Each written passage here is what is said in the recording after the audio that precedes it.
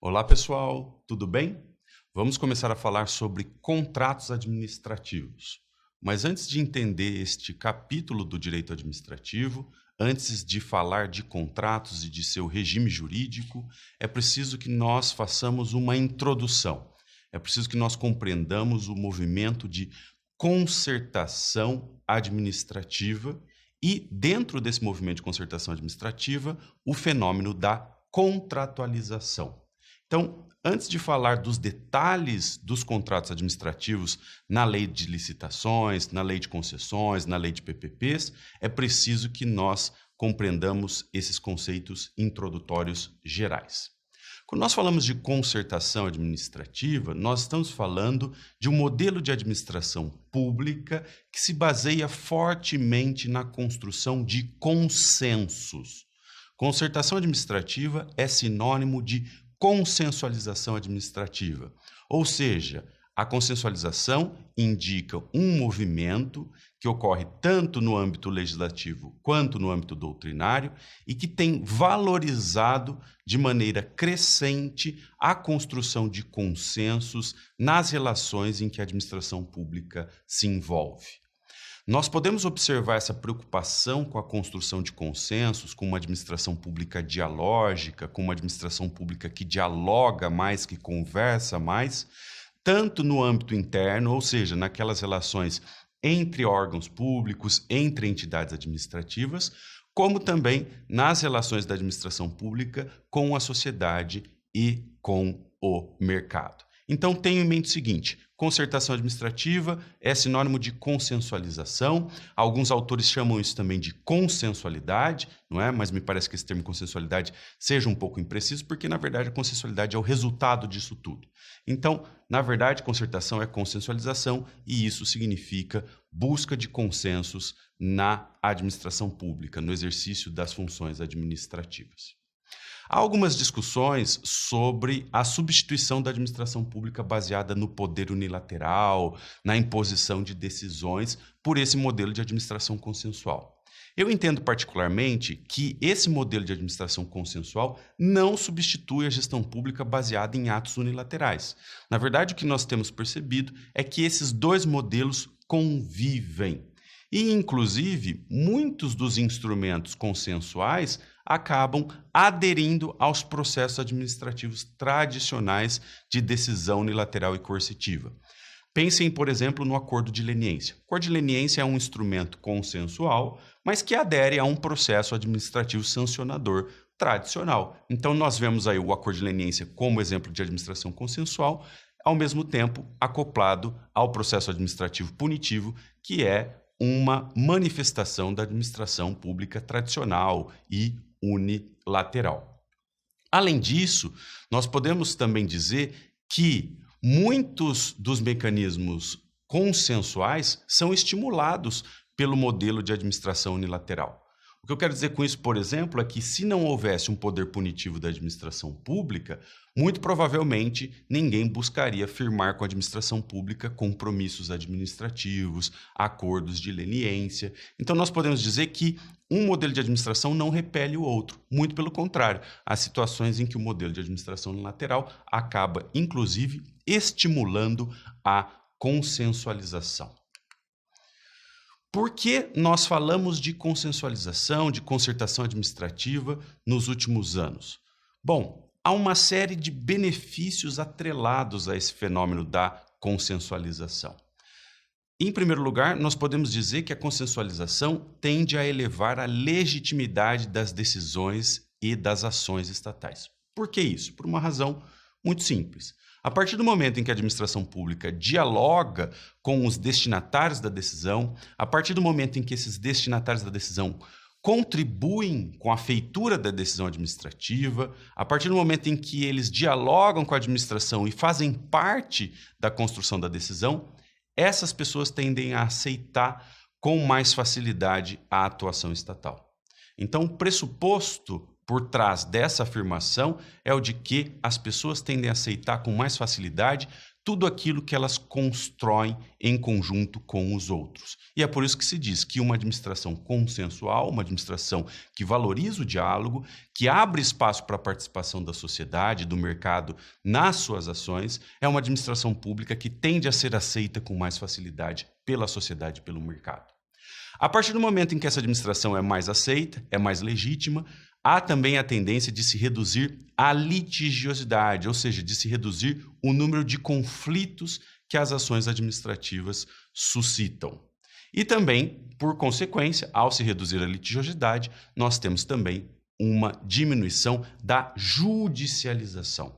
A judicialização é o fenômeno de questionamento das políticas públicas perante o Poder Judiciário. E a judicialização tem efeitos muito nocivos, como a paralisação de uma série de políticas públicas. E, portanto, modificar a forma como a administração pública trabalha pode ser uma chave para nós contornarmos esse problema da judicialização na atualidade.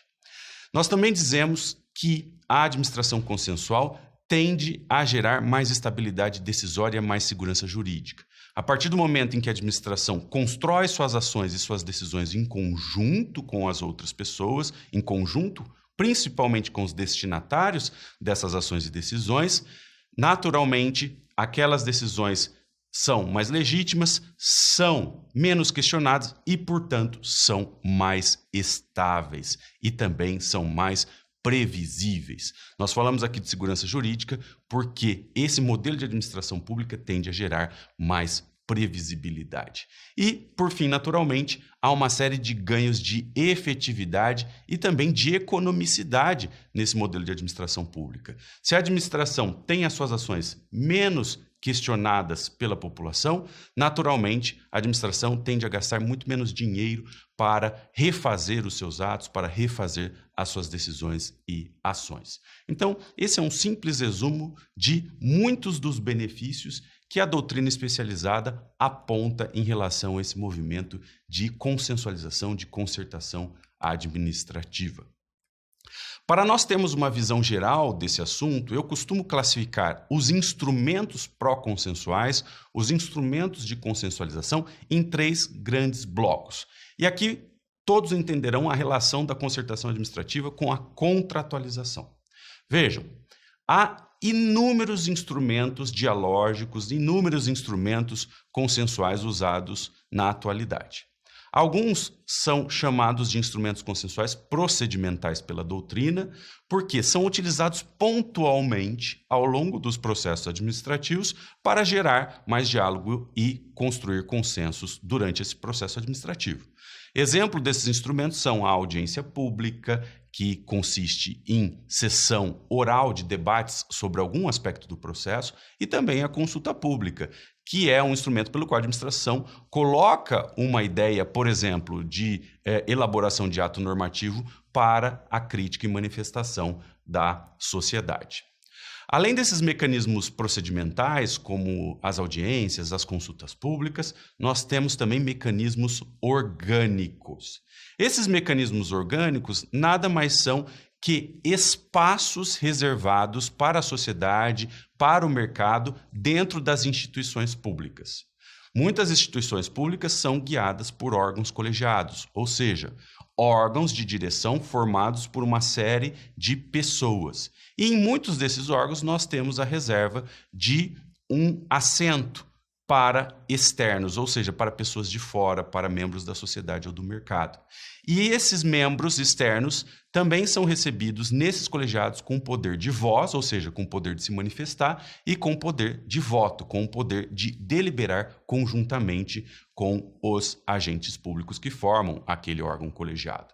Então, notem que uma forma de se fazer consensualização, inclusive de maneira perene, é abrir espaço nos órgãos colegiados para a participação de pessoas externas à administração pública. E, por fim, nós temos um terceiro grupo de instrumentos consensuais que tem natureza contratual. É aí, portanto, que o fenômeno da contratualização se encontra com o fenômeno da consensualização ou da concertação administrativa.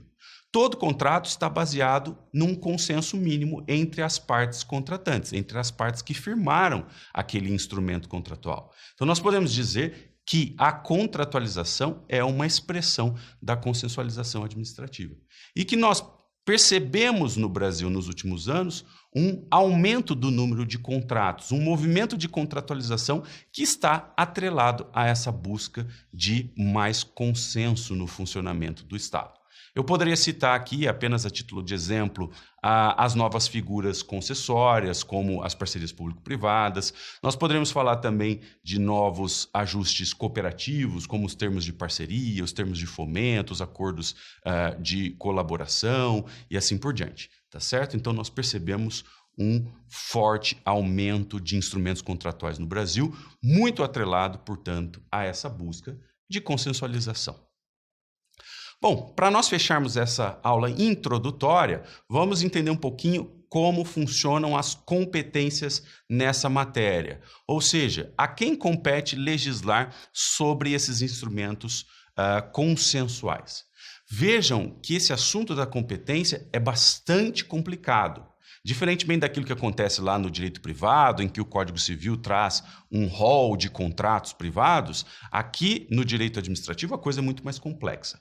Quando nós falamos de consensualização orgânica e consensualização procedimental, ou seja, sobre órgãos colegiados, sobre audiências públicas, consulta pública, a princípio a competência legislativa é fragmentada.